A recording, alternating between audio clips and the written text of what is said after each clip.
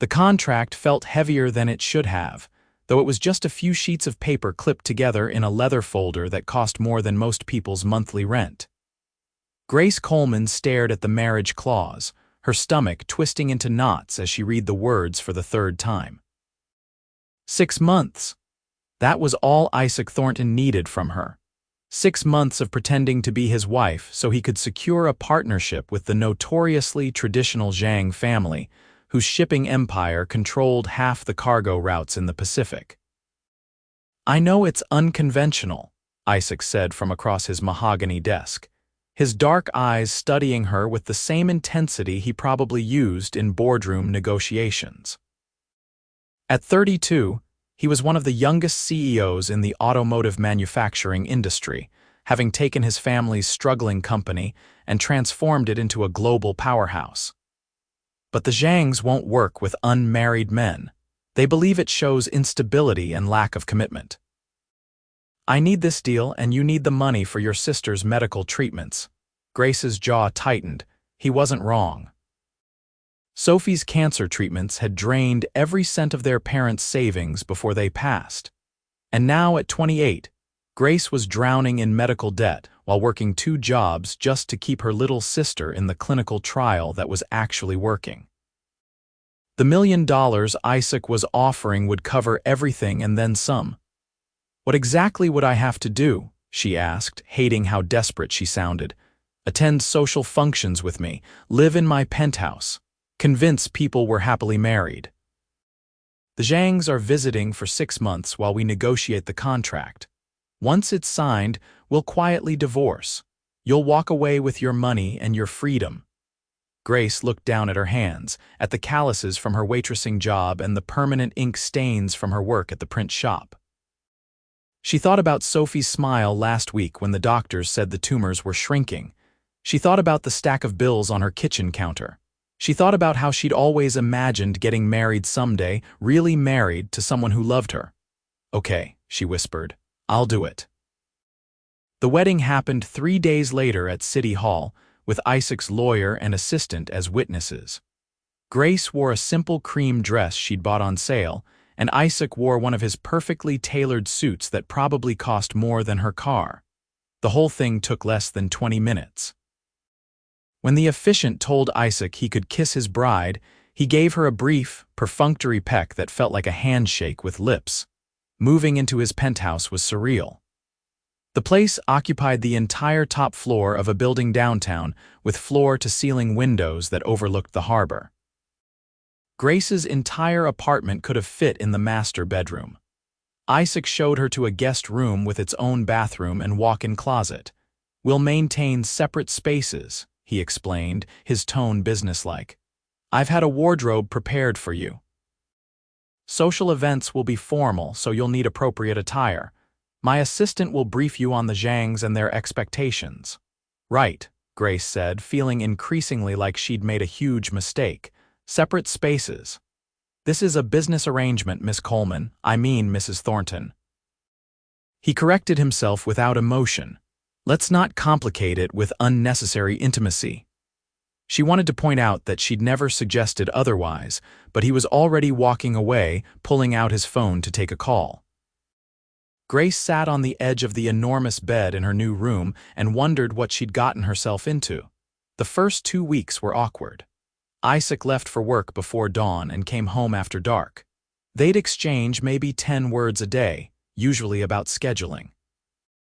Grace spent her days visiting Sophie in the hospital, relieved that she could finally afford to take time off from her jobs. Her sister was getting stronger, and that made everything else bearable. Their first public appearance together was a charity gala where the Zhangs would be present. Isaac's assistant, an efficient woman named Patricia, had coached Grace for hours on proper etiquette, conversation topics to avoid, and how to appear naturally affectionate with a man who barely looked at her. "Remember, Mr. Zhang is very observant," Patricia warned. "If he suspects this marriage isn't genuine, the deal falls apart." Grace smoothed down the emerald silk gown that had appeared in her closet, along with matching shoes and jewelry. When she emerged from her room, Isaac was waiting in the foyer, looking devastating in a black tuxedo. For the first time since she'd met him, he actually looked at her, really looked at her, and something flickered in his expression before the mask of indifference returned. "You look appropriate," he said, which was possibly the worst compliment Grace had ever received. "Thanks," she replied dryly. "You look very CEO-like." Was that the tiniest hint of a smile? It vanished too quickly to tell. Isaac offered his arm and Grace took it, trying to ignore the warmth of his body through the expensive fabric of his jacket. The gala was overwhelming. Hundreds of wealthy people in designer clothes, drinking champagne that cost more per bottle than Grace used to make in a week. Isaac kept his hand on the small of her back, steering her through the crowd with practiced ease. When they finally met the Zhangs, Grace understood why Isaac needed this charade. Mr. Zhang was in his 60s, distinguished and sharp-eyed with his wife beside him. They radiated old-world values and traditional sensibilities. Mrs. Zhang immediately took Grace's hand, examining her with grandmotherly interest. "How did you meet?" she asked, her accent crisp and proper. Grace's mind went blank. They hadn't discussed this. Isaac's hand pressed slightly firmer against her back, and she realized he was just as unprepared for the question. "At a coffee shop," Grace found herself saying, the lie flowing easier than expected. "I was running late for work and completely frazzled. I accidentally grabbed his coffee order instead of mine. He was surprisingly nice about it." "I couldn't be angry," Isaac added, and Grace was startled by how genuine he sounded. She looked like her day was already terrible. Turned out she was juggling 2 jobs while taking care of her sick sister. "I was impressed by her strength." Mrs. Zhang's expression softened. "Family is everything. You are a good sister and now you have found a good husband. I can see the way he looks at you." Grace wanted to laugh. Isaac barely looked at her at all. But she smiled and leaned slightly into him, playing her part. The evening stretched on, and something strange started happening. As Isaac introduced her to business associates and old friends, his hand never left her back or waist. He pulled out her chair. He brought her champagne without being asked. When an older gentleman made a slightly inappropriate comment about her dress, Isaac's entire demeanor changed, his voice dropping to ice as he smoothly redirected the conversation and moved them away. "You didn't have to do that," Grace murmured once they were alone. "I can handle jerks." "I know you can," Isaac replied, surprising her again, "but you're my wife even if it's only on paper. No one disrespects you while you're wearing my ring." Grace looked down at the platinum band with its subtle diamonds. It felt heavy suddenly, weighted with implications she didn't want to examine. The drive home was quiet. Grace kicked off her heels in the elevator, sighing with relief. Isaac loosened his bow tie, and for a moment he looked less like an untouchable CEO and more like a tired man at the end of a long day. "You did well tonight," he said as they entered the penthouse. "The Zhangs liked you." "Lying doesn't come naturally to me," Grace admitted. "I kept worrying I'd say something wrong. The coffee shop story was good, quick thinking." He paused, then added more quietly, "Most of it wasn't a lie, though. I was impressed by you, still am." Grace's heart did something stupid in her chest. She blamed the champagne. "I should get some sleep.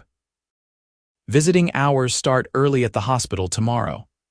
"How is Sophie doing?" Isaac asked, stopping her before she could retreat to her room. "Better, so much better. The clinical trial is working." Grace smiled, real and unguarded. "She's going to make it." Something in Isaac's expression shifted, softened. "I'm glad. You clearly love her very much." "She's all I have left," Grace said simply. "Not anymore," Isaac replied. "You have me now, sort of." They both laughed, and the sound broke some of the tension that had been building between them. It wasn't much, but it was something. Over the next few weeks, a routine developed. They had breakfast together most mornings, Isaac reading the financial news on his tablet while Grace scrolled through medical updates and articles about Sophie's type of cancer. They'd discuss their days, surface-level stuff mostly, but gradually Grace learned things about him. He took his coffee black with 1 sugar. He'd built his company from near bankruptcy after his father's mismanagement nearly destroyed it. He worked 16-hour days not because he loved money, but because 2,000 employees depended on him for their livelihoods. "You care more than you pretend to," Grace observed one morning, watching him frown at an article about factory safety standards. "Caring doesn't pay the bills," Isaac replied, but there was no conviction in his voice. "Maybe not, but it makes you human." He looked at her then, really looked at her, and Grace felt that strange flutter in her chest again. This was dangerous territory. She was supposed to be keeping her distance, protecting her heart. This was business, 6 months and done. But then Isaac started coming home earlier. He'd ask about Sophie, and eventually he visited the hospital with Grace. Her sister's eyes went wide when the famous Isaac Thornton walked into her room with flowers and a first-edition book Sophie had mentioned wanting months ago in passing to Grace. "How did you know?" Grace asked later, stunned. "You talk about her constantly. I listen." Isaac shrugged like it was nothing, but Grace's heart disagreed. They attended more events with the Zhangs. Dinners, gallery openings, a weekend trip to a coastal resort where they had to share a suite. Isaac took the couch without complaint, even though Grace offered to split the space more fairly. She barely slept that night, hyper-aware of him just beyond the bedroom door, wondering what it would feel like if this were real. One evening, Grace was cooking dinner when Isaac came home. She'd started doing that occasionally, unable to stomach another meal from his private chef. The penthouse smelled like garlic and herbs, and Isaac stopped dead in the kitchen doorway. "You cook?" he asked, sounding amazed. "Some of us had to learn life skills," Grace teased. "Sit. You look exhausted." He should have protested. He should have maintained the distance they'd established. Instead, Isaac sat at the kitchen island and watched her work, his tie loosened and his sleeves rolled up. Grace served him pasta with homemade sauce, nothing fancy, just comfort food. Isaac took one bite and closed his eyes. "This is incredible." "It's just pasta." "No one's cooked for me since my mother died," he said quietly. "I forgot what it feels like." Grace's defenses crumbled a little more. "Tell me about her," and he did. Over dinner, Isaac talked about his mother's kindness, how she tried to soften his father's harsh business practices, how losing her had hardened Isaac into the man he became. Grace shared stories about her parents too, the grief still fresh even years later. They talked until midnight, the conversation flowing naturally, and when they finally said goodnight, Isaac touched her hand briefly. "Thank you," he said. "For tonight, for listening." Grace lay awake in her bed, her hand tingling where he'd touched her. This wasn't supposed to happen. She wasn't supposed to care about Isaac Thornton, about his loneliness and his hidden kindness and the way he looked at her when he thought she wasn't watching. But she did care. God help her, she was starting to care far too much. The turning point came during a thunderstorm 3 months into their arrangement. Grace woke to lightning splitting the sky and rain hammering the windows. She got up to close the curtains in the living room and found Isaac standing there, staring out at the storm-tossed harbor. "Can't sleep." She asked softly, not wanting to startle him. He turned, and even in the darkness, she could see the tension in his shoulders. "Storms make me remember the night my mother died. Car accident in weather just like this." Without thinking, Grace crossed the room and took his hand. Isaac looked down at their joined fingers like he'd never seen such a thing before. Then, slowly, he pulled her into his arms. It wasn't romantic or passionate. It was comfort, pure and simple, 2 lonely people finding solace in the middle of the night. They stood like that for a long time, Isaac's chin resting on top of Grace's head, her arms wrapped around his waist. His heartbeat was steady under her ear. She felt him gradually relax, the tension draining away. "I should go," Grace whispered, but she didn't move. "Stay," Isaac said just as quietly. "Please." So she did. They moved to the couch, and Grace let Isaac pull her against his side, his arm around her shoulders. They watched the storm together until they both fell asleep, tangled together in a way that definitely wasn't part of their business arrangement. Grace woke to sunlight and the realization that she was basically lying on top of Isaac, her head on his chest, his arms still around her. She started to pull away, but his arms tightened. "Don't," he murmured, still half asleep. "You're warm." Her heart absolutely melted. When Isaac finally woke fully and realized their position, he looked mortified. "I'm sorry," he said, immediately putting distance between them. "That was inappropriate." "It's fine," Grace assured him, even though her heart was breaking a little. "We're friends, right? Friends comfort each other." "Friends," Isaac repeated, but he sounded uncertain. "Right." Things shifted after that night. Isaac became more tactile, always finding excuses to touch her. A hand on her shoulder. Fingers brushing hers when he handed her coffee, sitting close enough on the couch that their thighs touched. Grace knew she should discourage it, but she was weak. She craved his touch, his attention, his rare smiles that were appearing more frequently, the Zhangs noticed. "You two are very much in love," Mrs. Zhang observed during a dinner party. "It shines from you both." Grace forced a smile, but inside she was panicking, because Mrs. Zhang wasn't entirely wrong. Grace was falling in love with her husband, her temporary business arrangement husband who would divorce her in 3 months and probably never think of her again. That night, Isaac found her on the balcony, staring at the city lights. "You've been quiet since dinner," he said, coming to stand beside her. "What's wrong?" "Nothing," Grace lied. "Just tired. You're a terrible liar." Isaac turned her to face him, his hands gentle on her shoulders. "Talk to me, Grace." The use of her first name, which he rarely said, broke something in her. "This is getting too real," she admitted. "I'm supposed to be pretending, but I don't feel like I'm pretending anymore." Isaac's expression transformed, hope and fear warring across his features. "What are you saying?" "I'm saying this was a mistake," Grace whispered. "I can't do this anymore. I can't keep pretending to be your wife when I wish it was real. I can't keep falling asleep in your arms and waking up alone. I can't keep falling for you when you're just counting down the days until you can divorce me." "Grace," her name sounded broken on his lips. "You think I want to divorce you? That's the arrangement. 6 months and done. Screw the arrangement." Isaac cupped her face in his hands, his eyes intense. "Do you really think I've been pretending?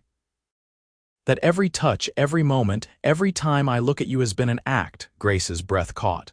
"Isaac, I started falling for you the day you moved in," he confessed. "Maybe even before that, when you sat across from my desk and agreed to this insane plan to save your sister. You were so brave and so stubborn and so beautiful. I thought I could keep it business, but then you started cooking dinner and asking about my day and making this cold penthouse feel like a home. You made me want things I'd convinced myself I didn't need. Love, partnership, a real marriage." "You never said anything," Grace whispered, tears streaming down her face. "Because you deserve better than a workaholic CEO who doesn't know how to express feelings. Because this was supposed to be business and I was terrified of being the villain who took advantage. Because I've never been in love before and I didn't recognize it until I was already drowning in you." Grace laughed through her tears. "You're in love with me, completely, hopelessly, inconveniently." Isaac smiled, thumbing away her tears. "The question is, can you possibly feel the same about someone as damaged and emotionally constipated as me?" "You're not damaged," Grace said fiercely. "You're kind and protective, and you bought my sister a first edition book because you pay attention to things I say. You hold me during storms, and you've never once made me feel less than you because I came from nothing. I've been in love with you for weeks and hating myself for it." Isaac kissed her then, and it was nothing like their perfunctory wedding kiss. This was heat and passion and weeks of denied wanting. Grace melted into him, her hands fisting in his shirt, his arms banding around her waist to pull her impossibly closer. When they finally broke apart, both breathing hard, Isaac rested his forehead against hers. "I want to do this right," he said. "I want to court you properly, take you on real dates, let you decide if this is what you really want when it's not tied to money or obligation." "Isaac, I already decided. I'm choosing you, but the money, I don't want you to feel trapped." Grace kissed him again, softer this time. The money was for Sophie and you already paid it into a trust. Even if we divorced tomorrow, she'd be taken care of. I'm not staying for money. I'm staying because I love you, you impossible man." Isaac's smile could have lit the entire city. "Say it again. I love you. Again. I love you, Isaac Thornton." He lifted her off her feet, spinning her around on the balcony, both of them laughing like idiots. When he set her down, his expression turned serious. "I want to marry you again," he said. "For real this time. With your sister there and flowers and vows that actually mean something. But only if you want that too. No pressure, no obligation." "Are you proposing?" Grace asked, her heart soaring. "I'm saying I want forever with you if you'll have me." Isaac pulled the ring off her finger, the one she'd worn for 3 months, and held it between them. "Grace Coleman Thornton, will you stay married to me, not for business or money or convenience, but because we love each other and we're better together than apart?" "Yes," Grace breathed. "Yes, 1,000 times yes." He slid the ring back on her finger, then kissed her again. They stayed on the balcony for hours, talking and kissing and making plans. Isaac wanted to tell the Zhangs the truth, but Grace surprised him. "Let's wait until the deal closes," she suggested. "Not because of the business, but because I don't want them to doubt what we have. We'll tell them after, show them that what started as convenience became real. I think they'd appreciate that story." Isaac agreed, and the final 3 months of the contract flew by. They moved into the master bedroom together, Isaac insisting on taking things slow even though Grace assured him she was sure. They went on dates, real ones, where Isaac was attentive and romantic in ways that made Grace's heart overflow.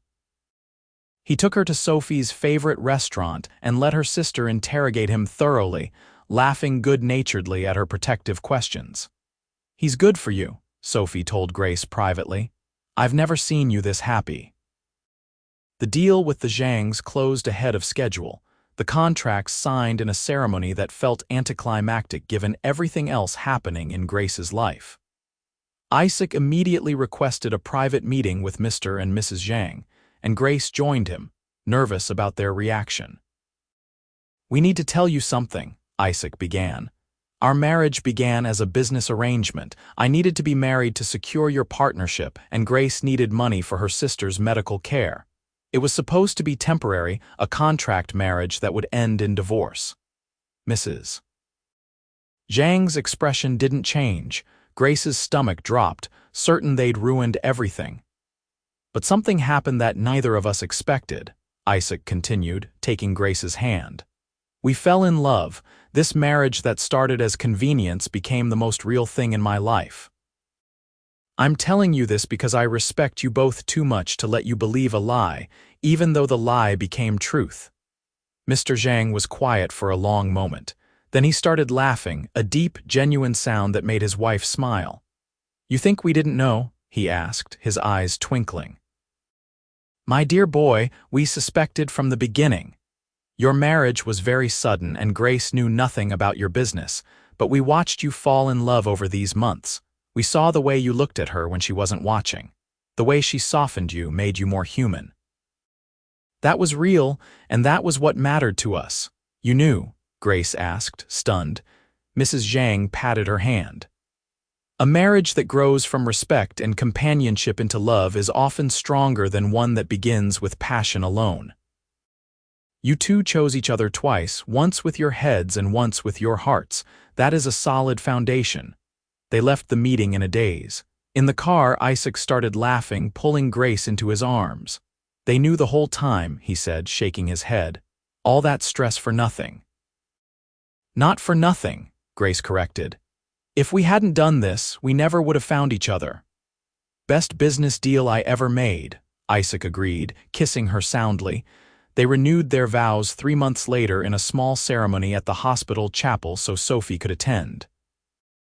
She was in remission, growing stronger every day, and she cried happy tears as Grace and Isaac exchanged rings and promises. This time, the kiss was neither perfunctory nor obligatory. It was pure love, witnessed by the people who mattered most. Grace moved her things into the master bedroom permanently, though most of her belongings had already migrated there over the months. She kept cooking dinner most nights, and Isaac kept coming home earlier to join her. They established traditions, like Sunday mornings in bed with coffee and newspapers, and Friday movie nights where they'd argue about what to watch. Sophie moved into the penthouse when she was discharged from the hospital, taking over Grace's old guest room. Isaac treated her like the little sister he'd never had, teasing her gently and making sure she had everything she needed for her recovery. Grace would find them watching cooking shows together or arguing about politics, and her heart would swell with love for both of them. A year after their courthouse wedding, Isaac took Grace back to the coffee shop where she'd claimed they met, except this time he revealed that it wasn't entirely fictional. "I saw you here once," he admitted, sitting across from her at a small table. "About a month before I hired you. You were running late, juggling coffee and papers, and you stopped to help an elderly woman who dropped her purse. I thought you were beautiful, but more than that, I thought you were kind. When I needed someone for the arrangement, I remembered you. I had Patricia track you down through your workplace." Grace's jaw dropped. "You're saying you remembered me from a random coffee shop encounter? You're not easy to forget, Grace." Isaac took her hand across the table. "Even then, some part of me knew you were special. I told myself it was business, but maybe I was lying to myself from the start." "You're secretly a romantic," Grace teased, but her eyes were misty. "Only for you," Isaac promised. 2 years into their marriage, Grace found out she was pregnant. She told Isaac over dinner, nervous despite knowing he'd be happy. His reaction didn't disappoint. He actually whooped, lifting her out of her chair and spinning her around just like he had on the balcony the night they confessed their feelings. "We're having a baby," he kept repeating, wonder in his voice. "An actual baby." "That's generally how pregnancy works," Grace laughed, dizzy from spinning and happiness. Isaac became impossibly more attentive during her pregnancy. He read every parenting book available, baby-proofed the penthouse months too early, and talked to Grace's growing belly every night. When their daughter was born, a tiny thing with Grace's eyes and Isaac's determined chin, he cried while holding her. "She's perfect," he whispered. "You're both perfect." They named her Elizabeth Marie after both their mothers. Sophie was the proudest aunt in existence, having fully recovered and started college with the money left over from her treatment fund. She babysat constantly, giving Grace and Isaac date nights where they'd sneak away and remember what it felt like to be just the two of them. On their 5th anniversary, Isaac surprised Grace with a trip back to the gala venue where they'd first appeared as a couple. The place was closed for a private event, just the two of them and a string quartet playing softly. "What is this?" Grace asked, taking in the candlelit tables and flower arrangements. "A reminder," Isaac said, taking her hand and leading her to the dance floor. "Of where we started and how far we've come." They danced slowly, Grace's head on Isaac's chest, his arms secure around her, the same position they'd slept in that stormy night when everything changed.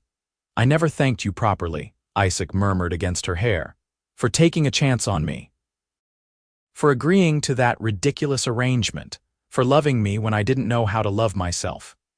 "You saved my sister," Grace replied, looking up at him. "You gave me a home and a family and more love than I knew existed. I think we're even." "Not even close," Isaac disagreed. "You gave me everything, a reason to come home, a reason to be better. You turned a business deal into the greatest love story I could have imagined." Grace smiled, pulling him down for a kiss. "Our love story. The best one," Isaac agreed. They danced until midnight, then went home to their sleeping daughter and their life together. A life that had started with a contract and a desperate need, but had become something neither of them could have predicted. Love that grew from convenience into something extraordinary, something real, something forever. Sophie graduated college and started her own nonprofit for families dealing with medical debt. Isaac's company continued to thrive, but he'd learned to delegate, to trust others, to prioritize the life he'd built with Grace. They had 2 more children, a son named James and another daughter named Charlotte. The penthouse was always full of noise and laughter and the beautiful chaos of family. On quiet nights when the kids were asleep and it was just the two of them, Grace and Isaac would stand on their balcony and look out at the city. The same spot where they'd first confessed their love, the same place where everything changed. "Do you ever regret it?" Grace would ask sometimes. "The way we started?" "Never," Isaac would answer, pulling her close. "I'd sign that contract 1,000 times if it meant ending up here with you," and Grace would smile because she felt exactly the same way. What started as the most unromantic of arrangements had become the greatest romance of their lives. A CEO who married for business and found love. A woman who married for money and found home. Two people who thought they were being practical and discovered they were meant for each other all along. Their story wasn't conventional. It didn't start with love at first sight or grand romantic gestures. It started with desperation and need and a mutually beneficial arrangement. But it became something beautiful anyway, because love doesn't always arrive the way you expect it. Sometimes it sneaks up on you in the middle of a business deal. Sometimes it grows quietly in shared breakfasts and late-night conversations. Sometimes it blooms in the space between convenience and forever. And sometimes, the best love stories are the ones that start with no love at all, only to become the kind of love that lasts a lifetime. Isaac and Grace Thornton were living proof that the most unexpected beginnings could lead to the most perfect endings. A business arrangement that became a love story. A temporary marriage that became eternal. Two strangers who became partners, friends, and finally, the loves of each other's lives. That was their story. Unconventional, unexpected, and absolutely perfect.